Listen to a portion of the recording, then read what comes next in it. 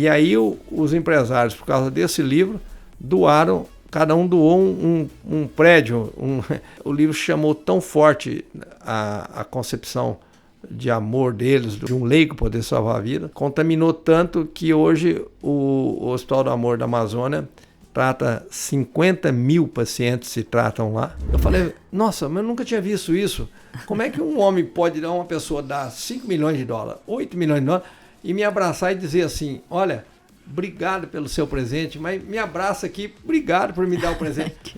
Então, eu pus o título, falei, eu conheci a infinitude do amor, porque o homem que mais doou pelo hospital nunca entendeu que ele estava doando, e sim que ele estava recebendo um presente.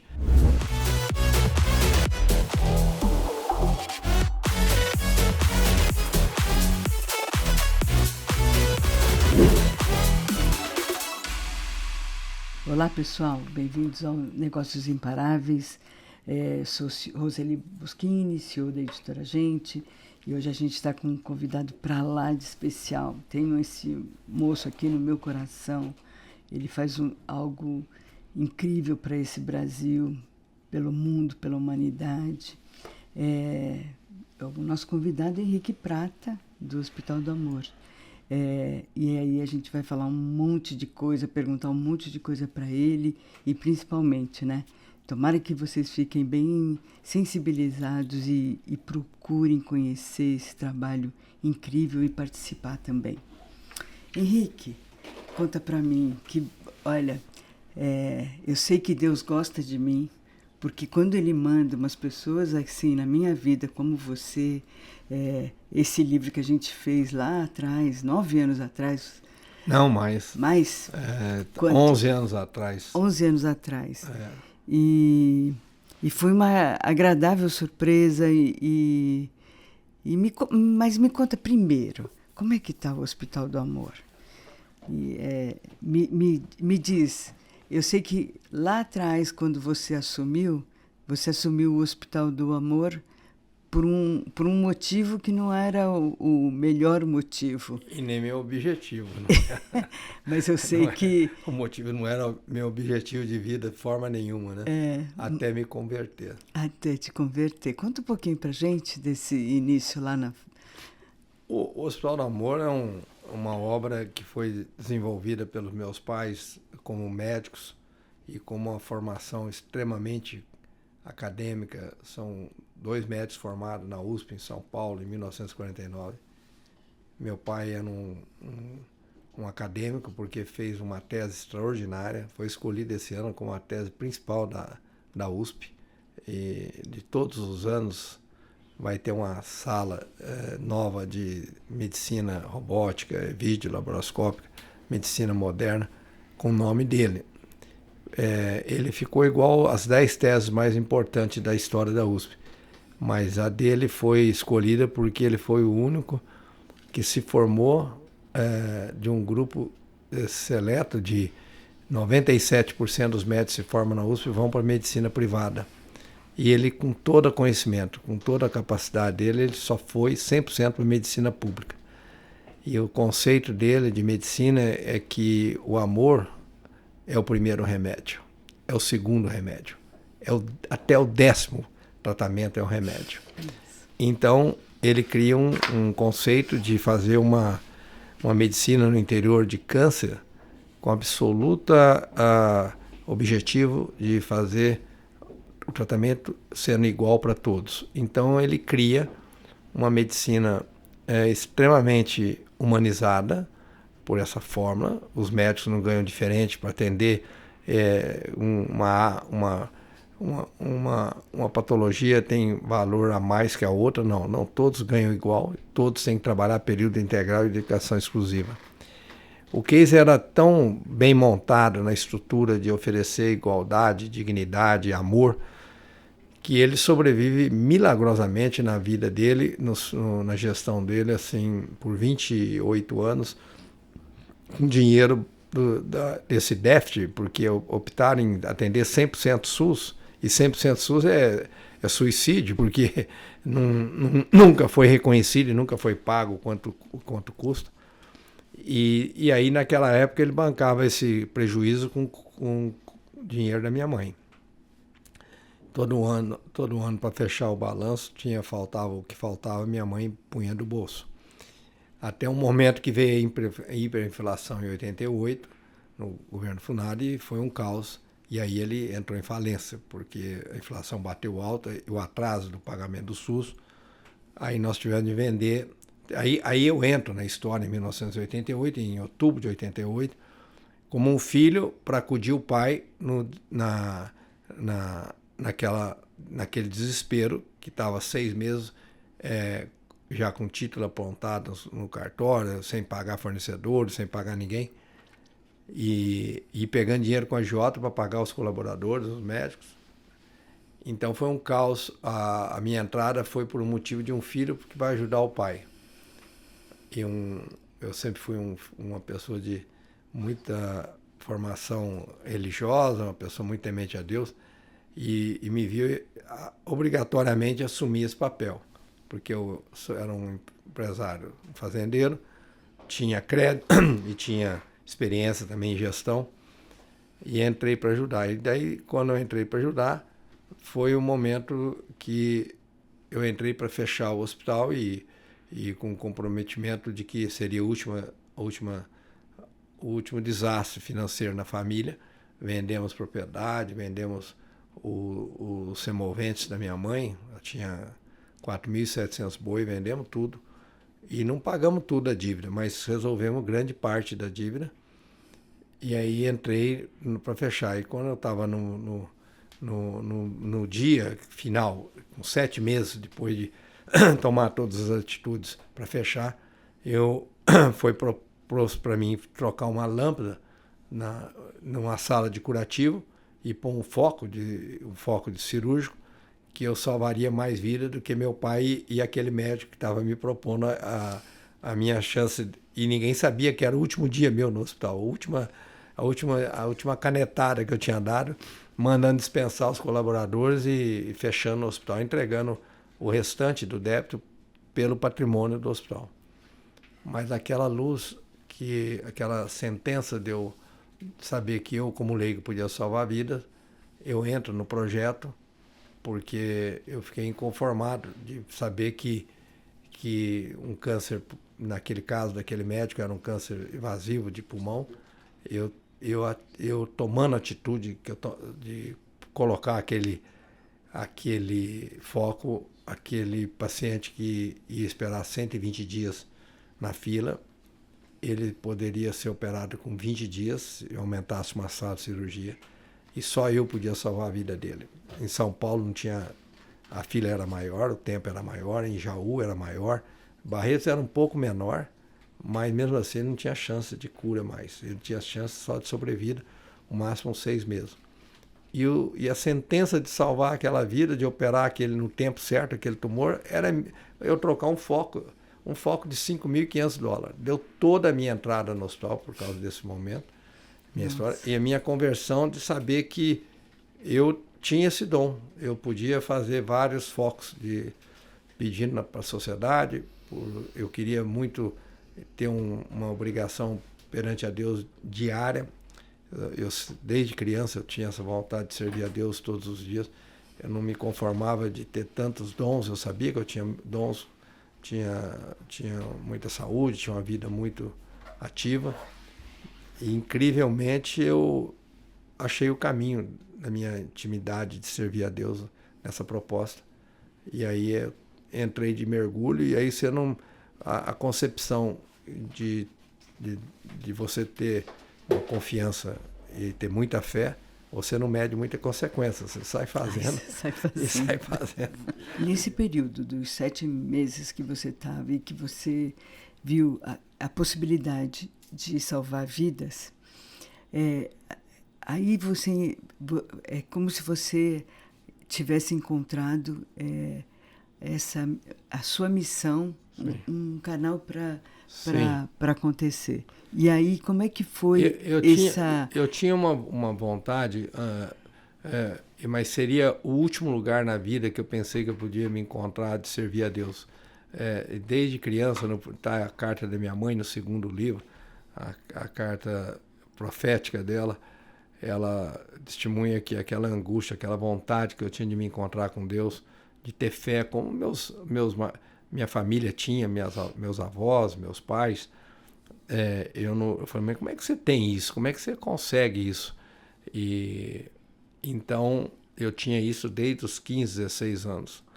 E fui me encontrar realmente com essa missão de servir a Deus nesse momento que eu vi que esse caminho era o caminho que era todo o sentido dos valores, de tantos dons que eu tinha, mas que eu precisava ter uma capacidade de... Meu pai falou, mas qual é a prova que você tem? Eu falei, a única prova que eu tenho é que eu vou ser capaz de me humilhar todos os dias daqui para frente. Eu vou todos os dias ser capaz de me humilhar e pedir, porque o ato de pedir é um ato de quem tem humildade. Então, é nesse caminho que eu acho que vai sair a solução. Mas nós estávamos num caos, porque, imagina, nós não tínhamos pago as contas e eu chego em casa no outro dia e falo para meu pai que eu, em vez de fechar, eu resolvi abrir, porque eu não sabia que eu tinha esse dom de salvar vidas. E nesse dom eu podia me encontrar com Deus todos os dias e servir a Deus todos os dias. E era isso que era o sentido da vida dele, nos dons dele. Ele falou, mas esses dons não são seus, você não tem essa profissão. Isso não é sua vida. Eu falei, de fato, eu não sou um médico e não tenho profissão, mas nesse sentido é que eu me vi que eu posso servir a Deus todos os dias. Eu não queria servir a Deus uma vez por semana. Eu queria todos os dias. Encontrei aqui, vou fazer isso. Então, ele levou um susto e não quis me abrir o sonho, o projeto dele. Estava 10 anos no cofre. Ele tinha um hospital de 2.500 metros quadrados e queria fazer um hospital de 35 mil metros quadrados, que teria prevenção, tratamento, ensino e pesquisa. Ele era um acadêmico, um homem que sabia que o conceito de se tratar câncer tem que ser totalmente sério, não meia boca, como é o que a política de saúde determina, fazer, cada um faz um pedaço, faz uma rádio, uma químio, aí o outro faz cirurgia, todo esse bagaço, toda essa desonestidade que existe até hoje na proposta do câncer. Meu pai sabia que isso não era honesto perante a Deus, e ele, para fazer tudo, ele sabia e amargava um prejuízo tremendo. E nisso é que deu toda essa história de ser realmente uma obra de Deus, porque sobreviveu milagrosamente com meu pai e minha mãe.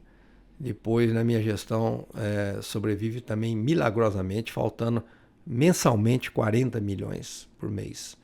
Uma obra um parâmetro que é muito fácil das pessoas entenderem. Quando o Serra era ministro, ele pagava 80% de quanto custava o tratamento e o hospital custava 17 milhões, mas recebia do SUS 14, quando o Serra era ministro, um homem consciente dos valores mínimos, e o hospital custava 14. Passou 21 anos hoje, para as pessoas terem um parâmetro, eu recebo os mesmos 14 e o mesmo hospital, com o mesmo atendimento, com o mesmo tamanho, custa 50 milhões. Só nesse hospital derrama 36 milhões de prejuízo por mês. E ninguém se toca. Ninguém acha que... Então, por que existem as filas por aí? Porque quem abrir serviço para atender 100% SUS em câncer é abrir a falência, o suicídio, de ser insolvente, ser incapaz de tocar mais que 6 meses. Mas como que essa obra se sustenta diferente das outras? Pela honestidade de tratar 100% as pessoas, pelo princípio de tratar o remédio ser só o amor. Não existe uma alma que possa trabalhar lá. Tem 7 mil colaboradores que não pensa que ele é o remédio, que ele é mais importante que os equipamentos, que os remédios, que as instalações. Essa é a semente, é o valor chamado do Hospital do Amor, e que encanta, embebeda todas as pessoas que se tratam, que se circulam nesse projeto, e se apaixonam e fazem uma forma de nos ajudar. Então a gente eu acreditando no caminho da providência, absolutamente pela minha fé e pela fé da experiência dos meus pais, eu achei que se você tem uma coisa muito honesta perante a Deus, mas não é muito honesta, não é 100%, é 110% perante a Deus, ela sobrevive sem o dinheiro. O dinheiro não faz parte do motivo de dizer que você não possa fazer o bem pelas pessoas. E a proposta é essa, tanto é que eu não conheço nenhuma instituição que tem 40 milhões de prejuízo por mês e que se mantém em pé.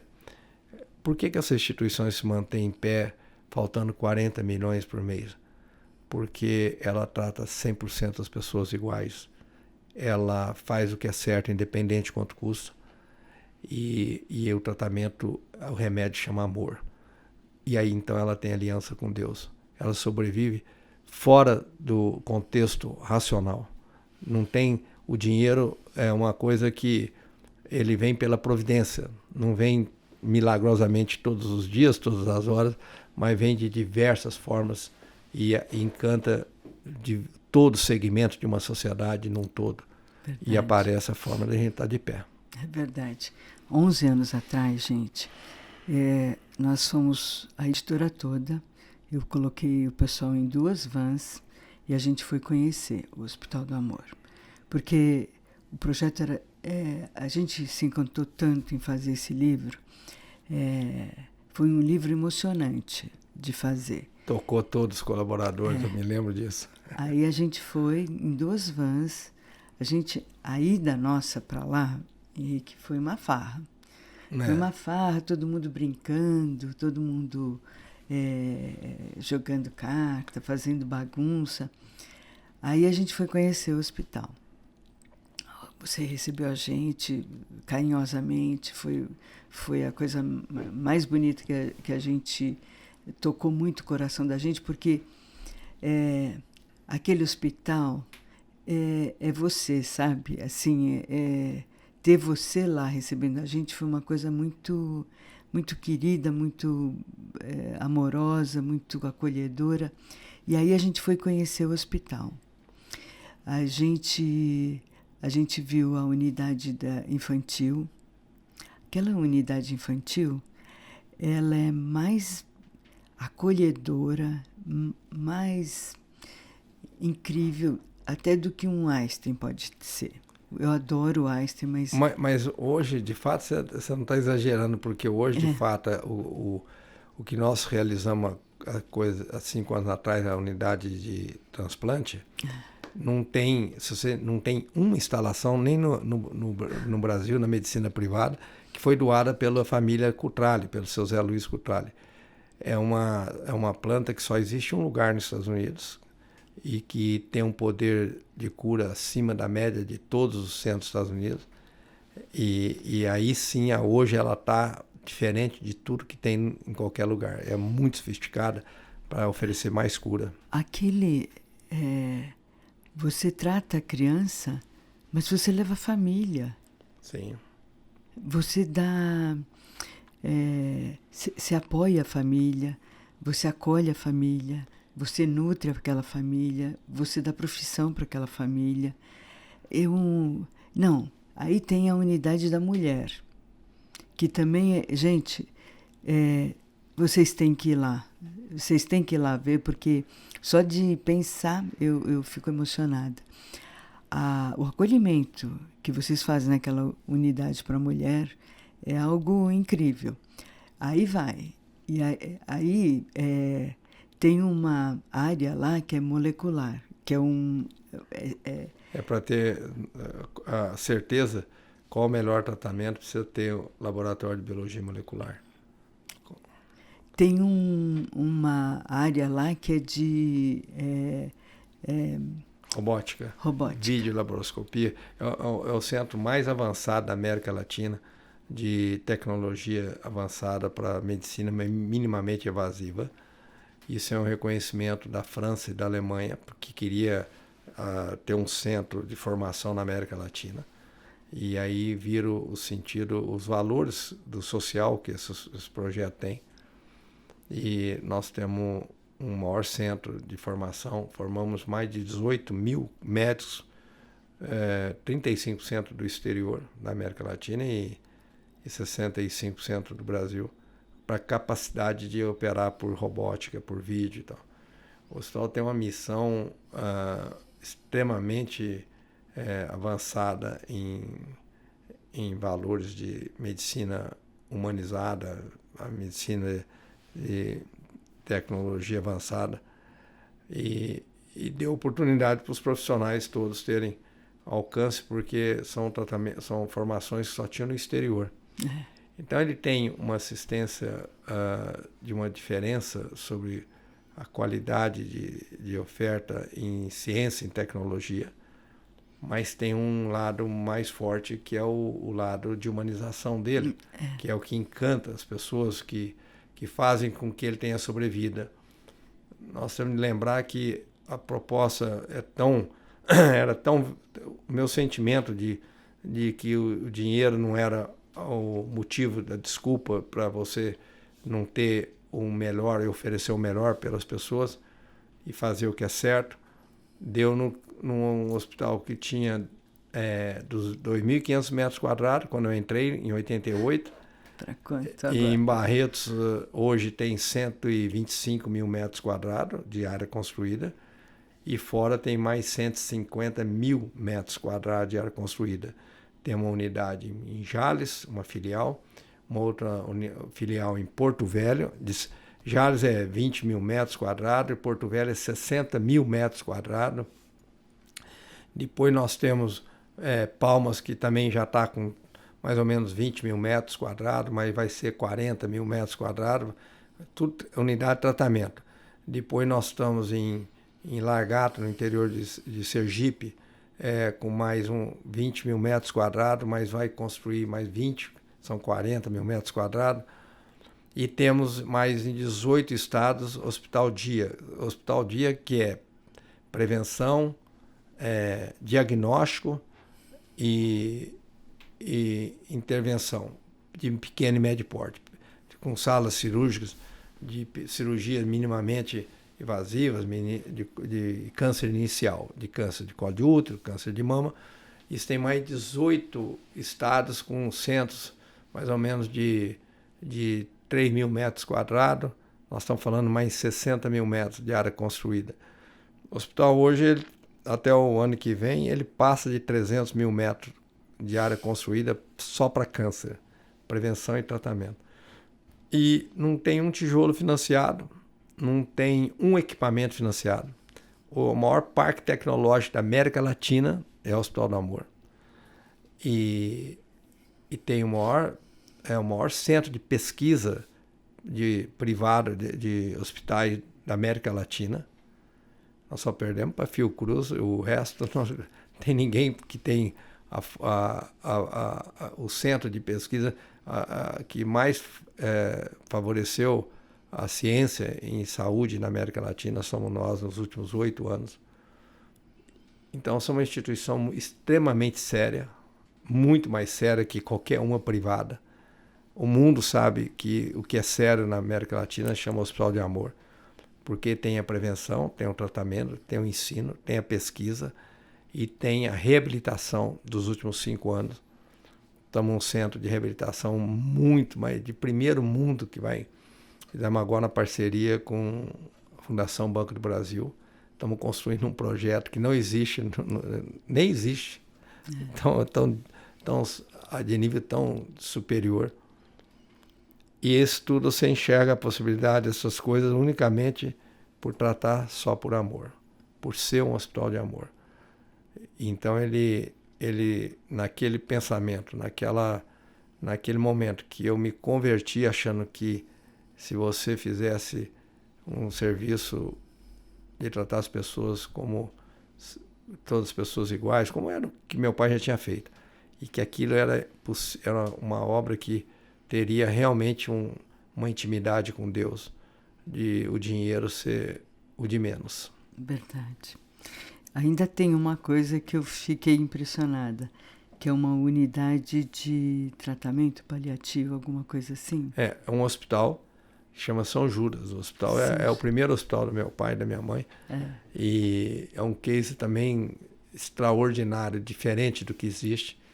Existe um acolhimento, principalmente nos últimos dias daquela pessoa, daquele paciente, uma oportunidade dele ter uma convivência diária, até 8 pessoas da família, de ter dois leitos para ficar dormindo com o pai, com a mãe ou com o filho, e mais uma varanda para 5 pessoas da família, e para que haja uma convivência familiar e numa dignidade que a pessoa nos últimos dias possa ter o cheiro e o perfume só da família e não conviver como o sistema público oferece. Você vai estar nos últimos dias no leito no hospital, mas você tem outra família sofrendo antecipadamente do momento que você vai estar próximo de ir para a vida eterna, e aí você está ali passando todo aquela dor, antecipando o sofrimento da outra família. Então o hospital tem esse cuidado. Esse projeto eu tirei ele da Alemanha. Então, talvez seja o lugar mais importante que eu vi o cuidado com a dignidade e o direito da pessoa no leito de morte, ter todos os seus entes queridos até os últimos dias no seu leito, na hora da morte. Então, o hospital se preocupa. Eu sou um gestor que sou apaixonado por humanização. O que me move é humanização. O que me motiva é a humanização. Então, eu só tive essa oportunidade, sem ter formação médica, por ter realmente tido essa vontade só por amor de fazer isso, como uma forma muito íntima de servir a Deus.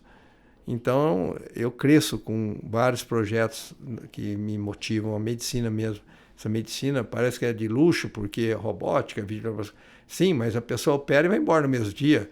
A pessoa opera e não sangra, ela não fica debilitada. Um pobre opera pelo robô e ele começa a fazer a radioterapia ou a quimioterapia 15 dias depois, ou 10 dias depois. Uma pessoa faz a mesma cirurgia aberta e depois de 60, 90 dias que ela volta. Aí o resto que sobrou do tumor, que podia ter sido atingido pela rádio ou pela quimio, ela perdeu 90 dias, 60 dias de chance. Então, tudo que é motivação de oferecer humanização e direitos iguais, eu acho que eu me impulsiono por isso e consigo ver que a sociedade num todo entende isso, né? Você tem a classe artística, você tem a classe empresarial, mas a grande força que nós temos realmente é a população que nós tratamos, que é a classe C e D, que depende do sistema SUS, e que essa classe é 80% do país. E ela... esse todo foi o impulso que está tudo muito bem desenhado no primeiro livro. E esse livro, essa viagem que você falou... Isso que eu ia perguntar. Como é que foi o primeiro livro? Qual foi a tua ideia? Qual foi essa motivação de escrever esse primeiro livro? Então, esse primeiro livro, eu acho que foi realmente um momento que era para acontecer todo esse diferencial do hospital entrar no caminho que eu queria descentralizar. Não queria que as pessoas de 4, 5 mil quilômetros, não tem nada, viessem tão longe de se tratar.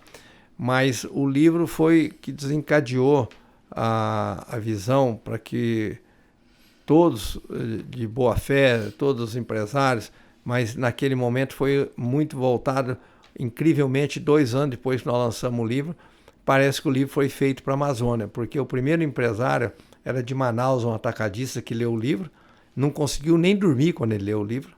Ele percebeu que ele tinha uma idade, nunca tinha ajudado uma instituição filantrópica, porque as filantropias sempre estão falidas, sempre acabam, e ele viu um case de 50 anos que se mantinha. E ele então me procura urgente, não conseguiu dormir, queria saber como é que ele podia replicar aquilo lá na Amazônia. e ele atacadista em vários estados da Amazônia. Aí foram 6 empresários ler o livro num prazo de 8 meses. 2 compraram no aeroporto em Congonhas e foram lendo no voo. Não conseguiram ficar de pé depois que viram que a biografia minha e do meu pai e o motivo da nossa fé, que sabíamos que isso podia existir.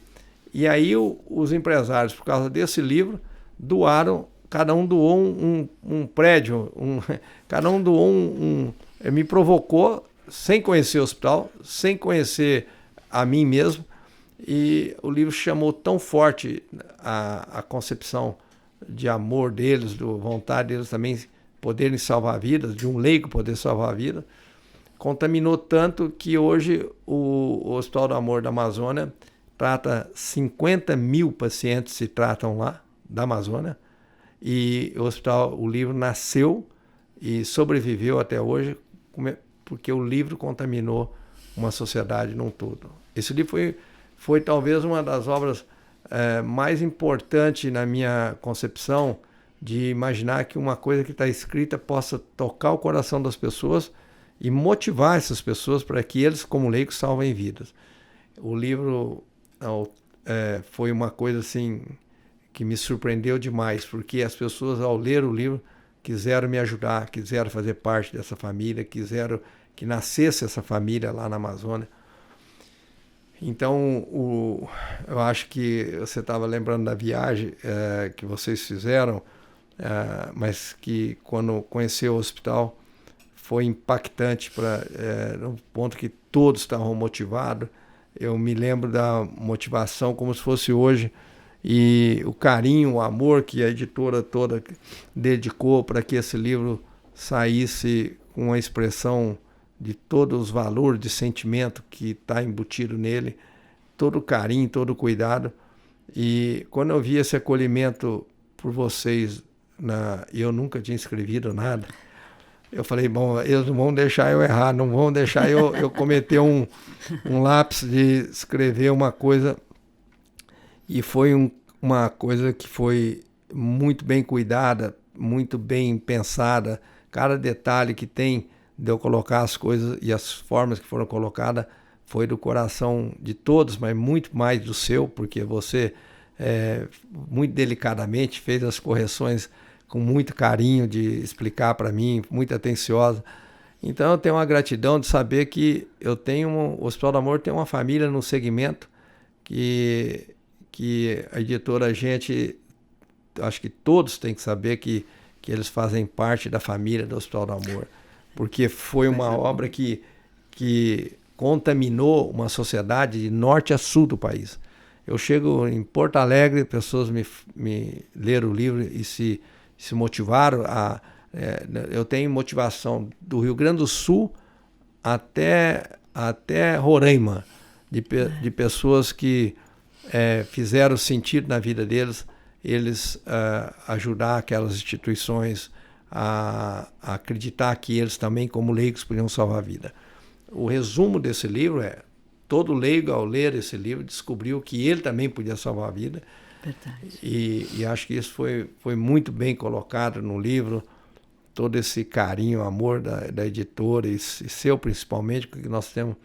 Você me acolheu de uma maneira assim, de me dar muita segurança para mim saber que eu nunca escrevi nada, como é que eu poderia escrever alguma coisa que não desse tanto sentido. Então é isso que formou um conceito que nós temos hoje de uma família, em todo sentido. Olha, acima de tudo, o Amor é um livro que está no coração da gente, de cada colaborador da editora. A gente ama a causa, a gente acredita, a gente torce muito para que dê tudo certo. Eu me lembro de eu vir aqui para receber o carinho de cada um da editora, cada membro da sua família me transmitiu a emoção do livro. Aí eu fiquei muito seguro do livro ser impactante, porque foi impactante, nasceu quando ele germinou na editora todos ficaram emocionados. Eu me lembro muito disso. Você sabe que eu ainda tenho um sonho de fazer um livro de cases das pessoas que foram tratadas lá. É que lá eu escutei tanta história bonita. As coisas que acontecem lá no Hospital do Amor, elas são únicas, porque não é que assim existe uma pessoa que é a que comanda a humanização. Não. Todo mundo. Todos. Você vai no segurança, o jeito que ele abre a porta para a gente, o jeito que a recepcionista recebe a gente. Tem 1 milhão de histórias para você, mas eu vou te adiantar uma história que essa aí, eu tenho várias histórias que são muito bonitas, você também sabe, mas tem uma recente desse ano que me impactou muito, aí é uma prova científica da diferença do amor, como ninguém tem. Está gravado, inclusive fiz um programa por causa dessa história. Um pastor de uma igreja, não sei se é anglicana ou uma igreja cristã, lá de Campo Grande, estava tratando um câncer por 2 anos, um câncer de pulmão, um câncer primário era pulmão. E esse pastor, quando chegou no cuidados paliativos, foi para aquele hospital São Judas, e lá ele tomava morfina para tirar a dor, porque estava no tempo final da vida e do tratamento, e aí ele achou que devia ir morrer em Campo Grande, porque lá ele teria o clero dele, umas 1.500, 2.000 pessoas, que era a comunidade da igreja dele. E ele, então, percebendo que estava indo mesmo para o final da vida, e indo para a vida eterna, ele propôs e vieram buscá-lo de avião e levou para Campo Grande. Chegou lá, ele já foi direto para um hospital privado, hospital chique, ele tinha um plano de saúde.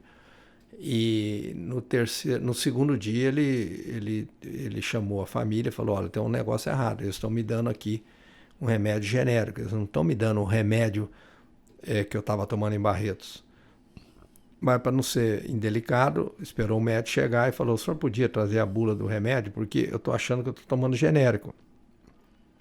Aí o médico mandou trazer a bula do medicamento, da morfina, e não era genérica, era a mesma de Barretos. No terceiro dia ele chamou a família de novo e falou: não, tem um trem errado. Eu estou morrendo agora, não é pela falência dos meus órgãos, estou morrendo de dor. Eu tenho um negócio errado, o jeito que estão me dando esse remédio está errado. Eu devia ser... E no quarto dia não teve jeito. Aí ele pediu, falou: pelo amor de Deus, eu quero lá em Barretos o mesmo remédio, me tira a dor. E ele não me conhecia, mas ele estava tratando há 2 anos lá em Barretos. Aí ele volta para Barretos de novo, ao transtorno de avião. Trouxeram ele de novo para Barretos, alugou uma casa lá para os familiares e veio com umas 20 pessoas da família. Aí ele manda me chamar. E manda me chamar para explicar que ele queria provar a diferença do amor. Que o mesmo remédio sendo tratado, sendo dado, sendo cuidado, sem amor, não fazia efeito. E que ele queria que eu tivesse um depoimento dele. Ele era um cantor gospel, assim, que tocava teclado, e pediu para mim, me chamou para testemunhar o valor de ser tratado com amor. Eu falei: eu cheguei aqui, tomei o mesmo remédio, mas aqui só tinha anjos me cuidando, pessoas que o olhar dele me contamina, a forma de me tratar me contamina, e o remédio aqui me tirou a dor. Então sei que os órgãos vão falindo, estou indo para o final dessa vida, mas a concepção de ser dado por amor, ele tira a dor, ele alivia a dor. E sem amor, não tira a dor. Então, esse case é tão importante para você saber que eu tenho que dar esse testemunho, porque eu transtornei um custo e uma família toda indo para Campo Grande, e voltei para cá, porque aqui eu sabia que o remédio fazia a diferença, mas por ser cuidado e dado por amor. Era toda a essência do que meu pai sempre falou, que a essência do tratamento de 1 a 10 é o amor. esse cara testemunha isso. Você tem que ver esse vídeo, está gravado. Eu fiz um programa na Rede Vida com ele e eu nunca chorei tanto na minha vida de ver uma pessoa testemunhar durante todo o tempo, cantando com alegria, mas feliz de saber que ele falava: Henrique, ajuda que eu te peço, as suas orações para conformar a minha família. Meu tempo chegou, eu vou embora para a vida eterna, vou ver a glória de Deus, estou indo para um caminho, estou indo para a vida muito melhor do que essa, mas estou preocupado com deixar a estrutura da minha família, que eles tinham um filho também com deficiência, e é linda a história da maneira que ele conta. Eu estou resumindo aqui, parece que fica meio até sem graça contar, mas você vai ter conteúdos de história e pessoas que tentaram suicidar, que foram tratadas sem amor, que vieram me testemunhar, que tentou 2 vezes se suicidar, porque todo lugar que ele ia no tratamento SUS era tratado como um animal, sem nome, sem nada. Quando ele chega no Hospital do Amor, ele tem vontade de viver. E aí ele fazia parte de um coral tractomizado. Tem histórias assim, com provas científicas do que é a diferença do amor. Absolutamente científicas as provas. Muito legal. Porque são testemunhos, são depoimentos das pessoas que tentaram se matar. Mas é tão rico esse processo, quisera que dessem valor nesses valores de que todo mundo soubesse que o remédio é o amor. Não é realmente o químico sem o amor, não vale nada. Verdade. Então são histórias que nós temos conteúdo para você fazer o que você quiser disso aí, que é muito rico, muito rico. Eu quero, porque eu acho que a gente precisa contar as coisas que acontecem lá. Esse curto espaço de tempo que eu tive lá, eu vi tanta história bonita, tantas famílias uma mais bonita que a outra, refeitas, sabe? Porque é o seguinte, né? Vocês fazem umas coisas lá que não é só tecnologia, ciência e medicina. Não. Mas você quer ver como é que essa história contamina? Eu vou te dar um exemplo. Eu fiz outro programa esse ano, que as coisas que me pegam, assim, que eu vi a alma e o corpo do meu pai renovando são vários casos, mas esse ano aconteceu um que aconteceu ano passado, ano retrasado, mas esse ano é incrível, porque uma residente nossa estava no 3º ano de residência de oncologia clínica, 12 anos de estudo, e ao se formar, vendo a competência dela, tratar as pessoas iguais, a família dela em Salvador tem 3 clínicas privadas de oncologia, 9 membros da família são médicos, e todos esperando que ela voltasse para Salvador. Então ela falou: olha, não volto para a medicina privada, meus dons é para fazer conhecimento igual para todos, eu vou tratar, vocês me arrumam um serviço público, eu não vou para o privado. 9 pessoas são donos absolutamente da medicina oncológica privada em Salvador. Aí arrumaram um serviço para ela ir no serviço público. Chegou lá no serviço público, ela entrou para fazer o tratamento, estava escrito a receita do que era para fazer o coquetel de quimioterapia. Ela falou: não, mas eu estudei, tenho 12 anos de formação para pegar uma receita feita? Não, eu que faço a receita. Esse bolo, para as pessoas entenderem, esse bolo tem que ter farinha, água, mas tem que ter manteiga, leite, tem todos os ingredientes, sal. Aí o hospital falou: não, o SUS paga só farinha e água. Eu falei: não, mas não tem efeito fazer isso. Não, mas é o que o SUS paga, não quero saber se tem efeito. Bom, ela voltou para Barretos, pedindo, implorada, com os olhos cheios de lágrimas, que ela não tinha visto um lugar para tratar pessoas com dignidade, com honestidade, como ela viu lá, onde ela se formou. E que a família que ia desculpar ela, se eu tivesse vaga, ela ficaria lá. Quem ela era? Ela me lembrou exatamente o meu pai, que teve a melhor formação de medicina, que a medicina privada quis ele, embebeceu ele, mas ele sabia que aqueles dons era para servir a todos. Não era para servir só quem tivesse dinheiro. Ele reconhecia a gratidão a Deus de saber que, por ter muita formação, não seria para fazer só dinheiro, e sim para oferecer tratamento igual para todos. E aquele homem larga a medicina de São Paulo, as propostas milionárias que tem para ficar aqui, para ir cuidar de pobre, só pobre, e viver assim. Então a medicina que ele fez Deus me mostra a presença dele viva hoje nas pessoas que se aderem por esses mesmos valores. Qual o valor de tratar as pessoas iguais? Qual o valor de tratar as pessoas por amor? Esse foi o embrião criado pelo Paulo Prata, num case que a medicina, você sabe, é dinheiro. As pessoas têm tratamento melhor se tem mais dinheiro. As pessoas têm qualidade melhor se tem dinheiro. E o que o serviço público oferece? Nada. Oferece nada. Que ninguém se trata pelo serviço público. Não tem um servidor, uma pessoa que está no serviço público que é obrigatório se tratar pelo serviço público. Então ele não quer nem saber o que está fazendo para os outros, que eles vão ser submetidos a esses valores. Então esse é o conteúdo mais desonesto que tem na proposta de saúde nesse país. Lida dia a dia com essa indignação? Porque não é fácil. Você está há muitos anos nisso. Todo mês tem déficit. Não, eu sou revoltado. Tem injustiça, né? Esse terceiro livro, que é o Parque dos Lobos, que nós estamos mostrando ele aqui, esse terceiro livro eu acho que eu consegui, depois de 33 anos, transmitir toda a minha angústia, toda as minhas dificuldades e toda a minha certeza da visão do porquê que a saúde pública tem que ser tão podre, tão desonesta quanto ela é. Por que ela não oferece um mínimo de dignidade para se tratar um paciente de câncer? Porque ela custa caro?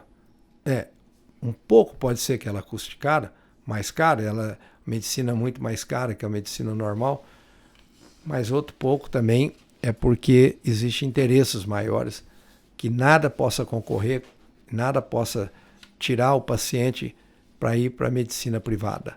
Então, se o SUS está falido, o SUS está sem dinheiro, está congelado. Hoje, esse ano, fez 21 anos que uma consulta de um médico é R$10. 21 anos que um serviço chamado SUS não corrigiu 1% do valor da tabela SUS. Alguns procedimentos, alguma coisinha, alguma força, fizeram alguma correção, mas não significa nada, porque no todo, você imagina, o Hospital do Amor de Barretos recebia 14 milhões em 2002 e recebe 14 milhões em 2021. Sabe que nenhum desses lobos vestidos de cordeiro, que eu chamo aqui no livro, não sabe que teve uma correção monetária? Qual segmento no país, esse segmento que não teve correção monetária, trata 80% da população. Trata 80% da população do país. Então, nesse livro, eu provo matematicamente, cientificamente, que pobre morre pelas filas. Pobre nasceu para morrer na fila num país desonesto como o Brasil. Porque ninguém se doa, ninguém se dói por isso. Eu não sei, eu grito, eu berro, eu falo, eu não tenho pudor de dizer que pobre morre na fila nesse país. Mas, na providência e no momento certo, eu acho que vai aparecer uma nova consciência de um novo político, alguém que seja honesto de falar quanto custa. Vamos pagar só o quanto custa, não precisa dar lucro para ninguém. Ou que pague 80% de quanto custe, pelo menos como o Serra fazia. Mas hoje eu recebo 20%, 19% do quanto custa. Quem dá conta de tocar um projeto, se não for como nós, que temos todo o alcance de todas as campanhas, nós temos título, capitalização, nós temos a classe artística do Brasil e fora do país ajudando nós. Nós temos apoio, porque todo mundo sabe que a proposta ser essa tão honesta, encanta, apaixona todas as pessoas. Você tem uma ideia, nós vou dar um furo para você pode anunciar. Nós já tivemos o show do Gert Brooks, que é a maior bilheteria do mundo nos Estados Unidos, cantor country, aqui no Brasil. Me doou 120 leitos lá na Amazônia. Fez um show lá em Barretos. E o próximo ano agora, de 24, nós vamos ter um show, uma participação, um dia de um show do André Buccello, um show exclusivo de 400 pessoas, para pegar só o PIB mesmo, sabe aquele PIB mesmo? Sim. Então, esse show do André Buccello vai ser um marco também de que uma proposta de existir algo que trata as pessoas por amor e trata as pessoas iguais, pega o coração do maior astro do mundo na música pop, na música country nos Estados Unidos, pega o coração do Andrea Bocello, e assim você vai vendo que não tem limite ao alcance de você ter propostas que são honestas perante a Deus. A providência vai aparecendo, vai abrindo as portas. Você é uma pessoa que tem uma fibra... não sei se eu aguentava 32 anos. 33 anos. 33 anos, assim... É muita demanda. E eu sei que você se nutre com essa fé, com esse amor, mas é uma demanda danada, e eu sei que ser gestor de algo tão complexo, do jeito que você é, e sempre propondo inovação, sempre... eu lembro que quando a gente lançou o primeiro livro, você falou, eu estou precisando tanto de uma máquina, que eram 10 milhões de dólares, lembra? E você ficava com aquilo na cabeça até que... Não, era 7 milhões de dólares. Era um robô com o custeio dele. Faltava essa máquina, faltava eu lembro essa. Que você ficava assim, noite e dia pensando nisso. Então, até que você conseguiu, eu lembro que você estava vibrando com o que você tinha conseguido. Então, é muito bom. Graças a Deus, Deus te mantém assim, com força, com amor, para não te deixar esse projeto, que é um projeto muito lindo mesmo, viu? É uma obra que só tem sustentação pela fé, não tem por nenhuma razão, e por nenhum dinheiro seria capaz de eu fazer essa obra, mas unicamente pela fé ela foi possível de existir. Para você ter uma ideia, o tamanho do alcance dessas coisas, uma vez saiu eu estava naquela vontade, o robô não tinha entrado o robô no Brasil ainda, e eu sabia a diferença do robô, porque as pessoas não sangravam e saía, o homem então não ficava impotente, e aquilo tudo me deixava fascinado por essa humanização. Falei, mas que dia que nós vamos ter alcance disso? Meu Deus, quem faria isso? E aí isso é uma publicação no NCI, nos Estados Unidos, e o mundo inteiro enxergou que o maior banco de tumores, a maior qualidade em matéria-prima para a ciência na América Latina estava em Barretos. O maior e de melhor qualidade de toda a América Latina. O empresário brasileiro, é uma das ações, você vê a importância de comunicar, né? Saiu essa comunicação na Inglaterra, e uma neta do Zé Luiz Cutrale, estudando, não sei se é medicina ou ciência, que fosse lá na faculdade, mostrou a matéria, saiu no jornal, eu estava estudando por que na América Latina tinha alguma coisa séria, que aqui não tem nada sério, aqui só tem medicina do dinheiro.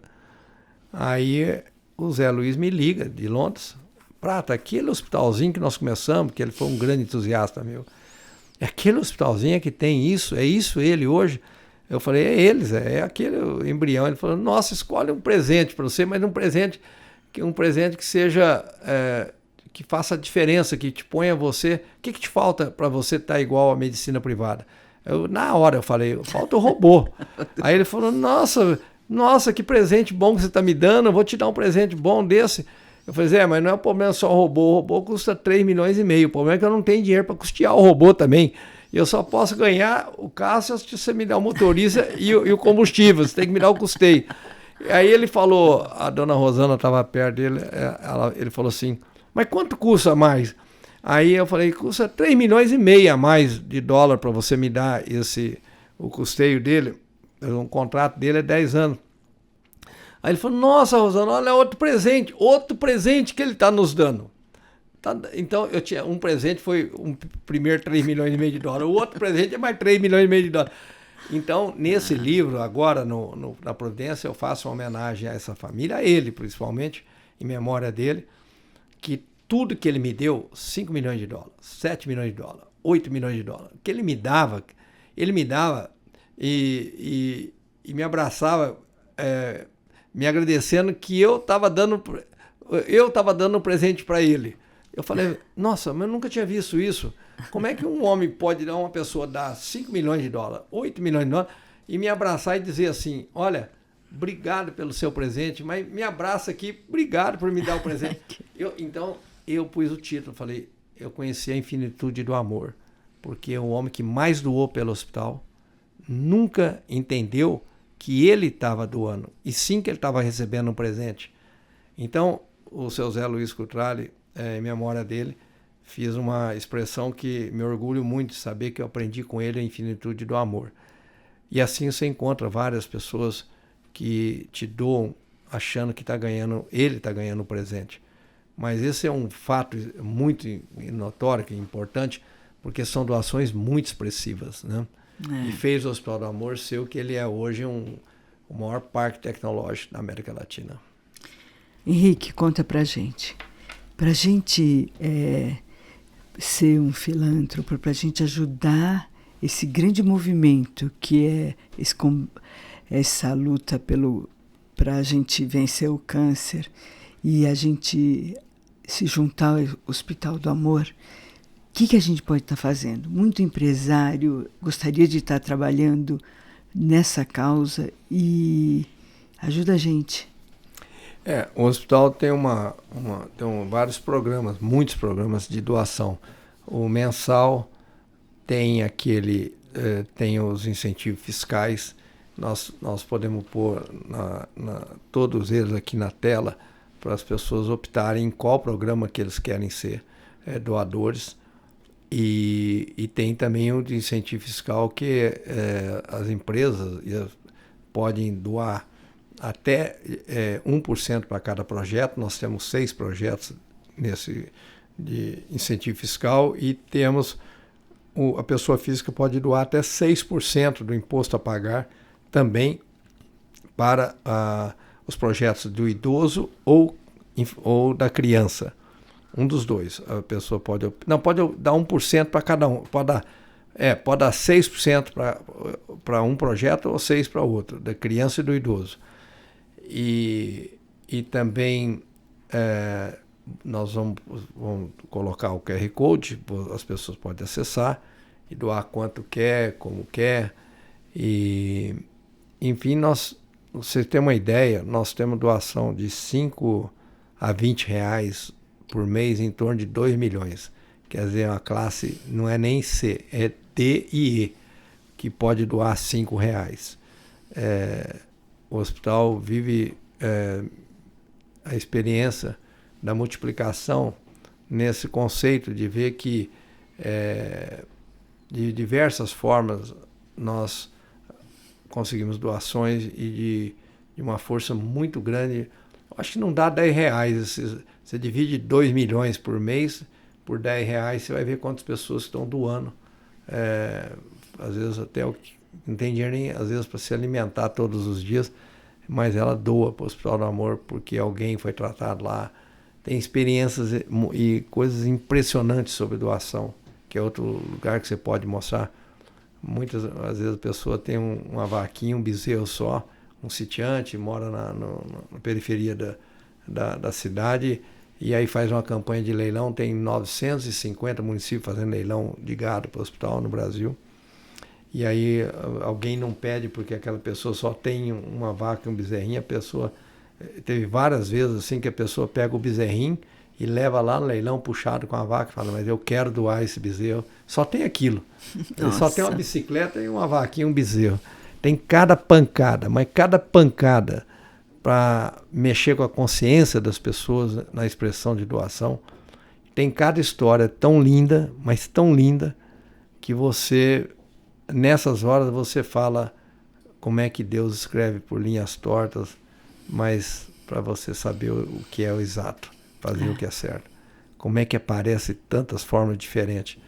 E a gente vive esse privilégio de ver como que as pessoas se apaixonam em fazer. Quantas pessoas que amam ajudar o próximo. Quantas pessoas tem? São milhares de pessoas. E nessa linha que eu acredito que todos nós que somos temente a Deus temos de achar uma maneira de ajudar o próximo para enxergar a Deus. Se você ficar se enxergando só a si próprio, você se basta, mas você quer encontrar com Deus, tem que enxergar o sofrimento das pessoas e ver de que maneira você pode estar amenizando esse sofrimento. E é nessa linha que eu acredito e nessa linha que tem crescido o Hospital do Amor. Nossa, ver você falar uma inspiração. E eu peço para vocês, o Hospital do Amor é algo imperdível, vocês têm que ter contato com o Hospital do Amor. Não fica só achando que vocês vão entender o que é essa dimensão de amor. Vão fazer uma visita, o pessoal é super receptivo. Leiam os livros, porque vocês vão entender como nasceu, quais foram os parâmetros, principalmente as dificuldades que esse pessoal... Porque tratar... Uma vez ele falou para mim, né? Tratar câncer de rico é fácil, né? Porque tem tanto recurso. Agora, e câncer de pobre, gente? Pelo amor de Deus. A gente sempre tem uma pessoa muito próxima da gente que a gente vê o sofrimento e a gente vê que não tem recurso nenhum. Se a gente dependesse só de SUS, é muito triste mesmo. Então, a gente tem condição de estar fazendo diferente, ajudando o Hospital do Amor. Eu quero te agradecer do fundo do coração, porque eu sei da tua agenda, eu sei do quanto você é um cara ocupado, mas era a minha vontade dar luz ao trabalho grandioso que você tem, viu? Eu tô tendo o privilégio de poder estar aqui com você e saber em algum lugar, pelo menos no seu público, no seu crédito que você está colocando nesse programa, eu poder fazer esse agradecimento ao carinho, ao amor que você dedica pelo Hospital do Amor. E você teve uma forma muito familiar com o Hospital do Amor de nos tratar, de nos cuidar, e a gente morre de orgulho disso. Eu queria só não acabar esquecendo de falar um pouco também, só de as pessoas saberem que a Providência, esse livro aqui é um livro mais simples, mas tem uma prova do caminho que eu vivo, que é a Providência. E aqui tem provas científicas da Providência, que também é uma obra que bem mais simples que o primeiro e o atual agora, pelo valor das pessoas acreditarem que existe a providência quando você tem uma honestidade de muito amor perante a Deus no que você faz. Muito bom. E o que é bacana é que o Henrique Prata filho está seguindo o caminho, né? Eu tenho 3 filhos que estão de forma direta e até indiretamente em todos os projetos meus, tanto na minha vida particular, na minha vida privada, como também no hospital. Mas no momento ainda está na minha gestão o Hospital do Amor, mas compartilhada com meus filhos, no vulto de processos de projetos internacionais e nas grandes parcerias internacionais que eu tenho, e no projeto de incentivo fiscal está o Henrique, que é o que está nesse livro, mas no momento certo vão estar todos os 3 engajados. Bacana. Henrique, obrigada. Delícia estar aqui com você. Obrigada, Henrique. Obrigado. A Hospital do Amor que te agradece. Legal.